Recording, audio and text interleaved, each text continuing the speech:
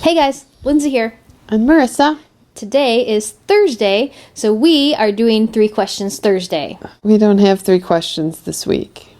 It's been a long week. We're going to jump into the 5th speech, best speech of all time.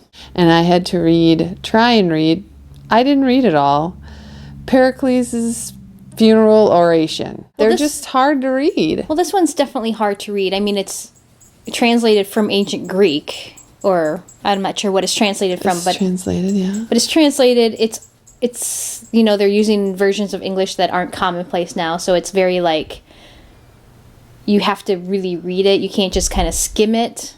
Right. So you really have to kind of be in the moment and just focus on it. You can't just do light reading on this. I found this one, So this speech was given after the first year of the Peloponnesian Wars. They had these massive sort of funerals for all of the fallen soldiers.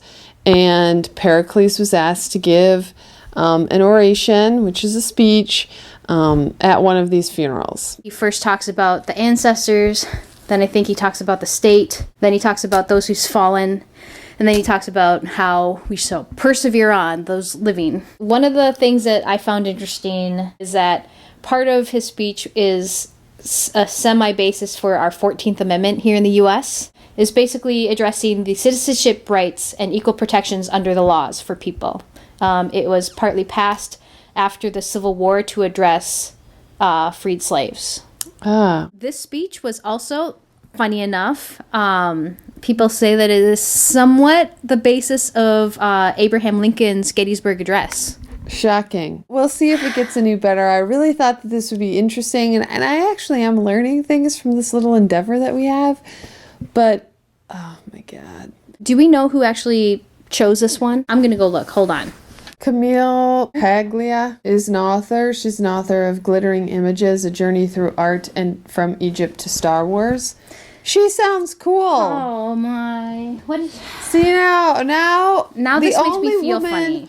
Who seems like a cool lady picked this. And she picked it, but here's an interesting fact. She said, it's a celebration of Athenian freedom and justice, plus it may have been written by Pericles' mistress. This is an interesting note. I didn't see that in any of the things that I was looking up. Well, there you go. Maybe it was. And if it was written by a woman, more power to you. Aside from that one thing, to show more weakness than is natural to her sex is a great glory. That must have been added by a dude. May have added things. I thought this was picked by a white male, which happens to be the norm for this particular article. But it wasn't. It was you. Your book sounds really cool. And someday you should tell me all about interesting things about Pericles' Funeral Oration. Because clearly we didn't get it by reading it. No. We're also not ancient history buffs. That has been 3 Questions Thursday without any questions. Yay. And just talking about speeches. So there's that. Okay. And we will see you guys next week. Peace out. Bye.